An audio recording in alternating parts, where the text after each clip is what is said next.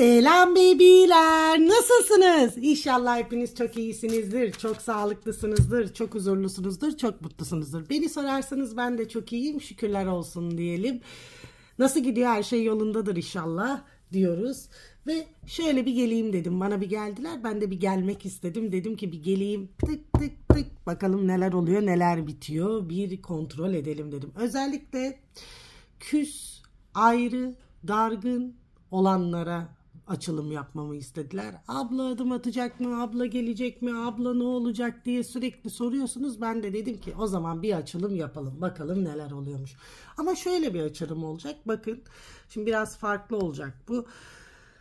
Yani her zaman dediğim gibi bakın, bana ne söylenilirse ben onu söylerim. Tamam mı? Bana kulağıma ne derlerse ben onu söylüyorum. Yani benim burada kendi kartlarla işte bilmem neyle onunla bununla bu olay değil yani. Bana ne söylediyorsa, ne hissediyorsam onu size söylerim, geçerim. Yani burada uyuyorsa bir tane bile alın, uymuyorsa da evrene geri yollayın. Her zaman onu diyorum canlarım. Ve bakalım şimdi. Aklınızdaki kişiyi İlk önce ben bir konuşturayım bakayım nasıl bir durumdaymış, neymiş, ne yapıyormuş, ne ediyormuş, merak ediyorsunuz. Muhakkak ki merak ediyorsunuz. İlk önce bir bakalım ne durumdaymış, aklındaki kişi kimmiş? İlk önce kimmiş bu? Kimsin sen, kimsin sen, aklımdaki kişi, saklandığın yerden çık, aklımdaki kişi. Bakıyoruz.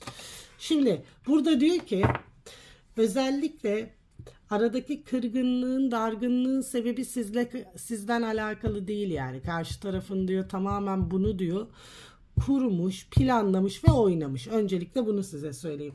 Ve bir anda diyor bir bitiş olmuş. Bir anda bir şok etkisi yaratmış sizde diyor. Bu bir ateş elementi, su elementi de olabilir. Fakat diyor bayağı bir kırmış sizi yani diyor konuştuklarıyla diyor. Aslında diyor sizin sezgileriniz, hisleriniz çok kuvvetli. Dişil olan tarafa diyorum.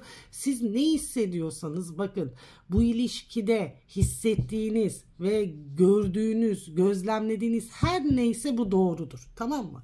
Çünkü burada gerçekten şimdi bazılarınız öyle ki mesela farklı boyutlarda. Şimdi şöyle bir durum var. Şimdi ben anlatsam acaba beni yanlış mı anlayacaksınız? Nasıl anlayacaksınız bilmiyorum ki, ama zaten benim kanalımda takip edenler yanlış da anlamaz.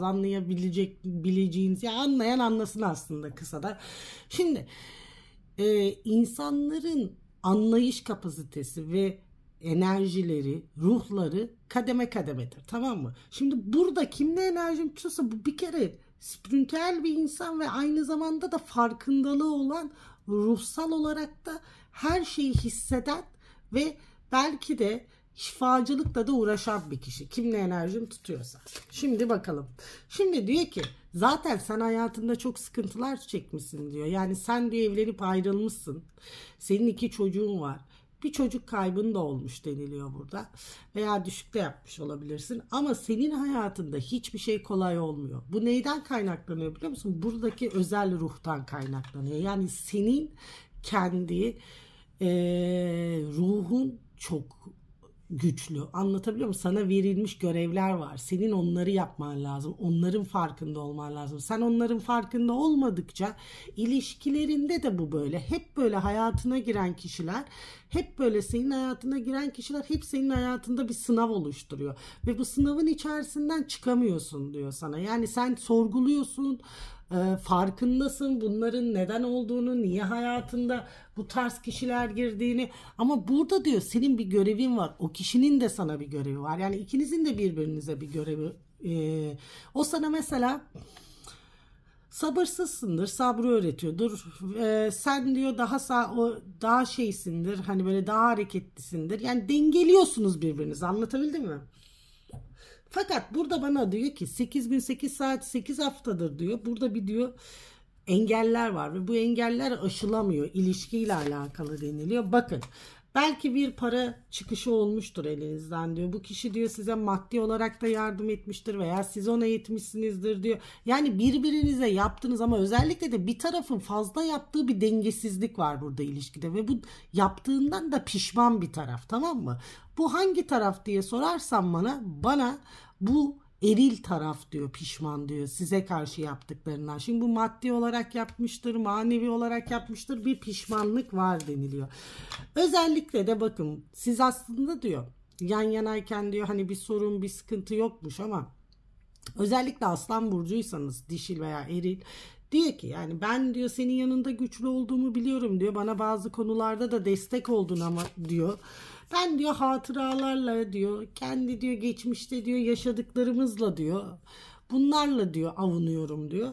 Avunmaya da devam edeceğim diyor. Şimdi buradaki ilişkinin bir sihri kaçmış, tamam mı? Kaçmış yani. Burada kıskançlıklar var, yalanlar var, entrikalar var, üçüncü kişiler var. Bak herkes kendi hikayesine göre alsın. Öncelikle onu size söyleyeyim. Fakat burada bana denilen altılı vade, bak bu 6 hafta 6 saat 6 gün dür deniliyor. Bazı şeyler görmüşsünüz. Yani net artık görmeye başlamışsınız. Ya onun sevgisini hissetmediniz, ya onun size karşı olan ilgisi bitti, ya diyor üçüncü kişiler diyor eşidir, işte başka kişilerden dolayı annedir, işte filan, onlarla alakalı diyor bir gözlemlediğiniz bir durum olmuş burada diyor. Çünkü burada bana denilen bir durum var. Şimdi burada sorguladığınız bir zaman kavramındasınız aslında diyor. Yani bu kişi diyor bana diyor sadece diyor cinsel olarak mı yaklaştı yoksa beni gerçekten sevdi, gerçekten hayatında bana bir yer verdi mi diye de sorguluyorsunuz deniliyor bana. Şimdi bu kişi seni aslında dünyası yapmış. Fakat seni dünyası yaparken, tamam mı? Burada farkında olmadığın olay ne biliyor musun? Şimdi bu seni dünyası yaparken sen onu kendi dünyana dahil edememişsin. Buradaki sıkıntı bu. Öncelikle onu sana söyleyeyim. Şimdi iki kişi birbirini seviyor arkadaş. Halo, halo, halo. Şimdi burada aşk var, tamam mı? Ya aşk olan yerde, sevgi olan yerde ama gerçek sevgi, gerçek aşk olan yerde hiçbir şey engel olamaz. Öncelikle onu size söyleyeyim. Fakat burada diyor birbirinizi diyor tamamlamanız gerekiyor diyor. Burada tamamlanamayan kişiler var diyor. Tamam mı? Bu tamamlanmaya da diyor araya çok zorluklar giriyor. Çok sıkıntılar giriyor ve sürekli bunlar neden oluyor diye kendinizi sorguluyorsunuz. Özellikle dişil taraflar çok böyle üzüldüğünü, ağladığını, sıkıldığını, bak benim şu anda boğazım düğümlendi. Yani çok böyle bekleyiş içerisindesiniz, tamam mı? Bir kere öncelikle şunu söyleyeyim, bakın ruh da bir enerji, tamam mı? Her şeye enerjiyle bu dünyada. Sen şimdi buraya bu enerjini böyle yapıştırmış bir şekilde gelecek mi, yapacak mı, arayacak mı, gelecek mi dersen, tamam mı? Bu işi olacağı varsa arkadaş olmaz, tamam mı? Sen bunu rahata, akışa bırakırsan, ben eminim ya bu bana gelecek, ben biliyorum nereye gidecek ki, kendinden emin olursan, tamam mı? Olay bitmiştir. Nokta burada bu yani. Anladın mı? Nokta bu. Bir de bir şeyin zamanı olmadan, gelmeden olmaz. Şimdi belki de siz bu kişiyle diyor bir evlilik aşamasına gelmişsinizdir veya da bir hoca nikahınız da vardır şimdi, tamam mı? Bunu da sorguluyorsun. Diyorsunuz ki yani burada çok enerjiler olduğu için ben anlatıyorum, siz kendinizi uyanınıza alın. Hani biz nikahlıydık yani, bana bu ya da nikah sözü verdi niye yapmadı veya ayrılacaktı niye ayrılmadı, böyle durumlar var burada, anlatabildim mi? Böyle durumlar var deniliyor bana. Fakat burada içiniz yanıyor mu? Yanıyor.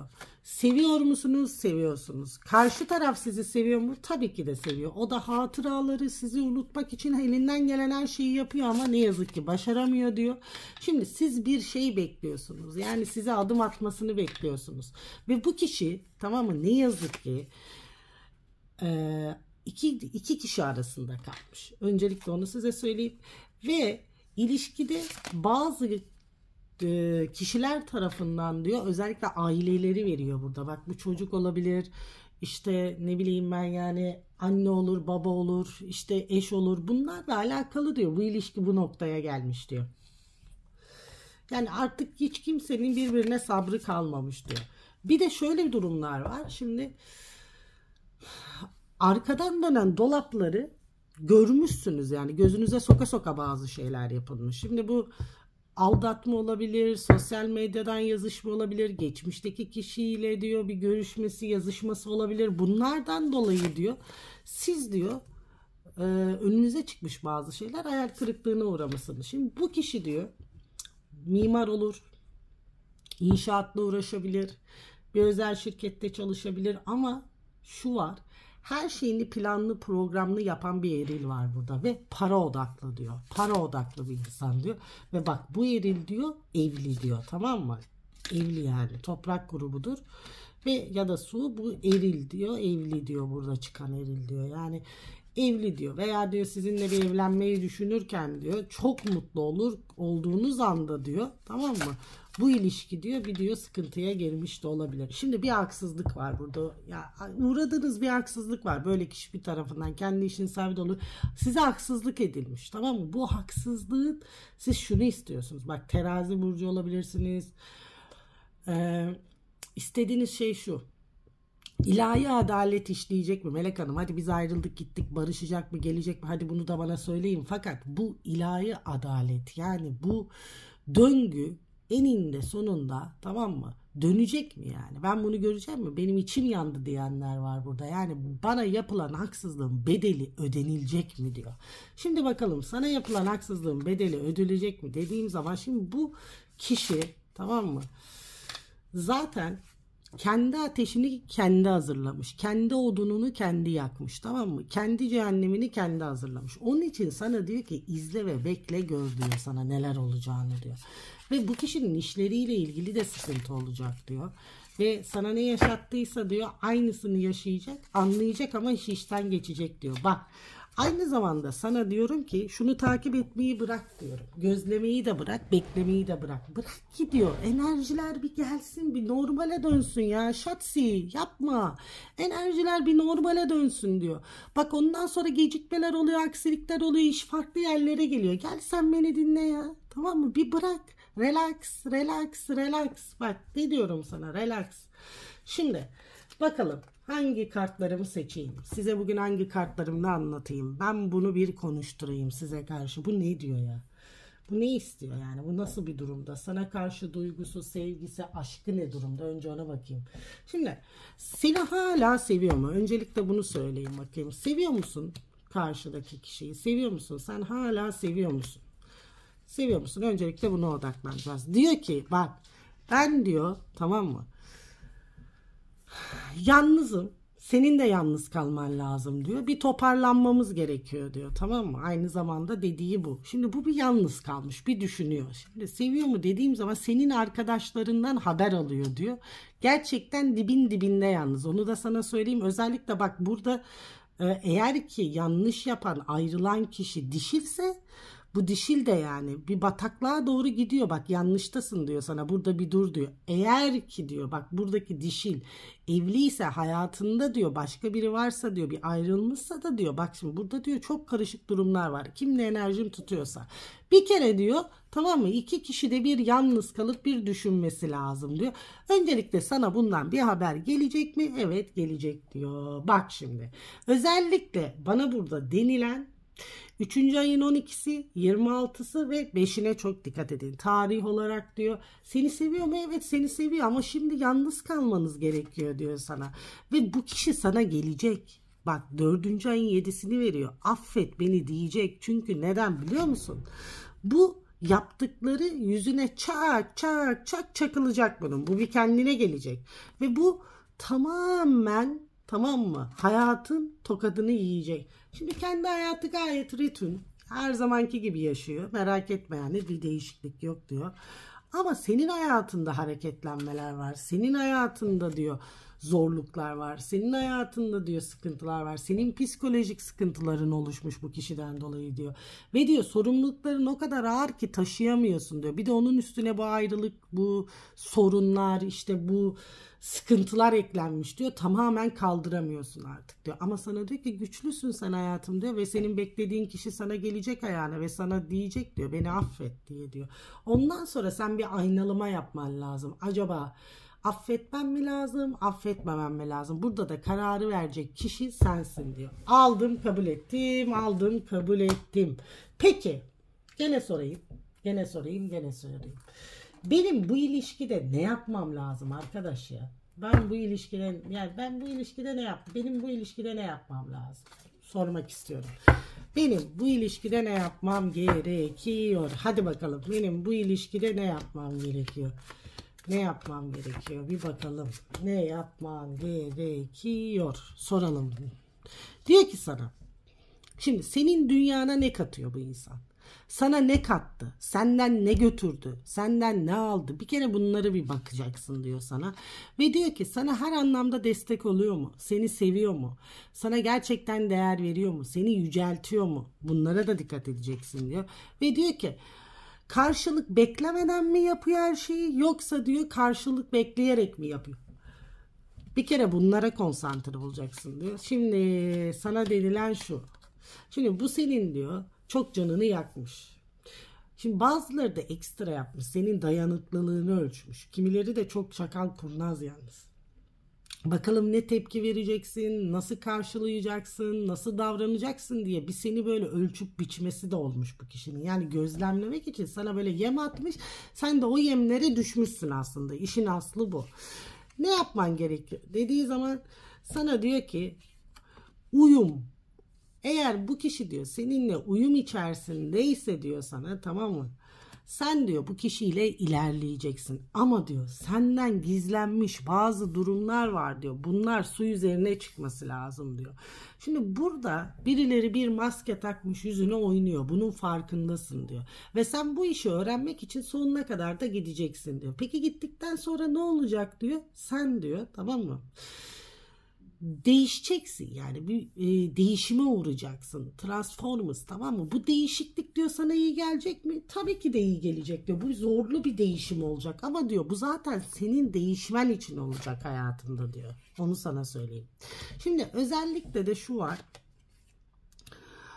Sen diyor özellikle hava grubuysan diyor, ikizler, terazi, kova, tamam mı? Sen diyor bir ayrılık diyor yaşamışsın ya diyor. Şimdi biz ayrılıklar için başlıyoruz. Şimdi bu ayrılık diyor tamamen aslında senin değişmen için diyor. Tamam mı? Ve diyor bu insanla diyor daha bağlarını koparamamışsın diyor sana. Ama diyor bu bağlarını kopartman gerekiyor diyor. Çünkü bu yol zor hayatım. Özellikle size söyleyeyim hava grupları. Yani zor, çok dolambaçlı diyor. Bu yolun olması o kadar dolambaçlı ki diyor. Yani burada tamamen diyor güç savaşı var. Tamam mı? Zihnen savaş var. Bedenen var, ruhen var. Sen bunu taşıyabilecek misin hava grupları? Öncelikle sana onu söylüyorum. Taşıyabilecek misin? Bir otur düşün bakalım diyor. Zaten burada kararı verecek olan kişi de sensin diyor. Ya kestirip atacaksın diyor ya da atacaksın diyor sana. Öncelikle söyleyeyim. Şimdi bakalım. Geçelim. Bir de şöyle bir şey yapalım. Katina ile bakalım. Katina ne diyormuş? İlişkinle alakalı.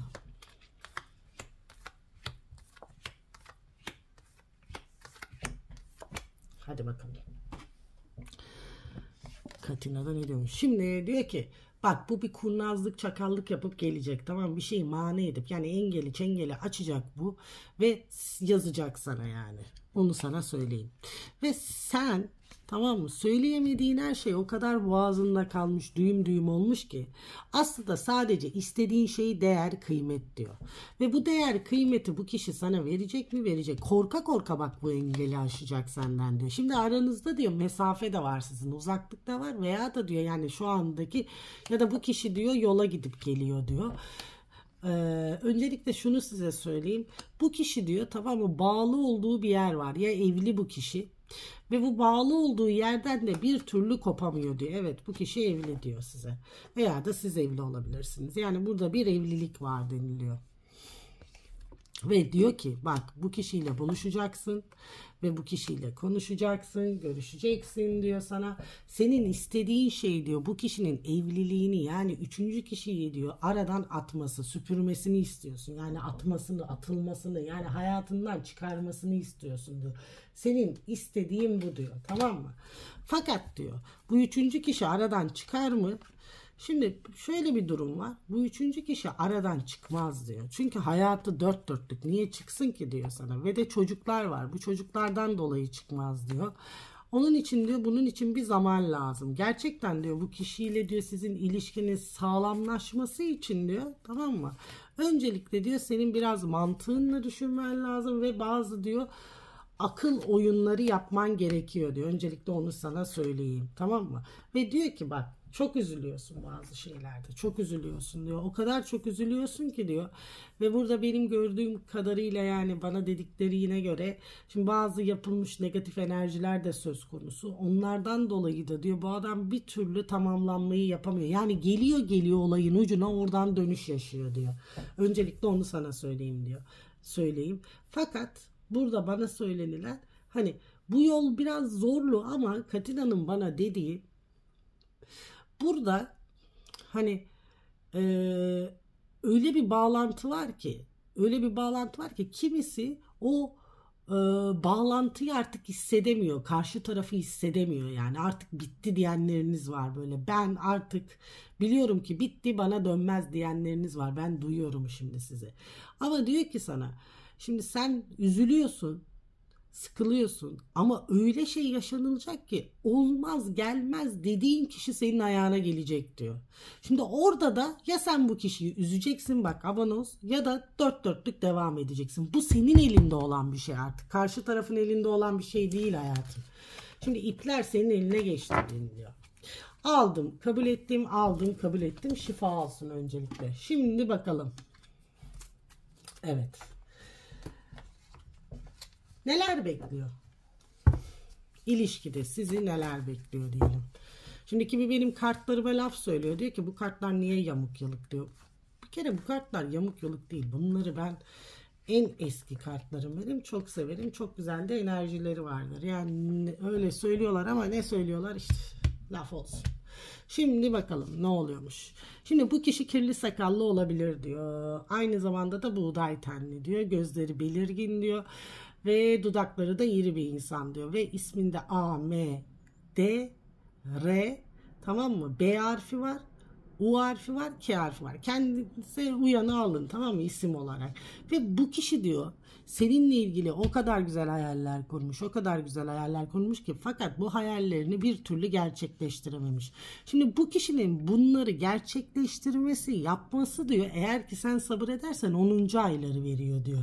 Şimdi bu kişiden haber gelecek sana diyor. Bak, sen bu kişiyle evlenmek istiyorsun. Bu kişi de seninle evlilik istiyor. Zaten bunun istediği, amacı, düşüncesi de bu deniliyor. Sen bunun için imparatoriçesin diyor. Ya sen buna bir hata yaptın, gizliyorsun, arkanda saklıyorsun. Ya birileriyle yazıştın, ya konuştun, ya ettin, ya geldin bu ayrılık sürecinde diyor. Bak dikkatli ol diyor sana.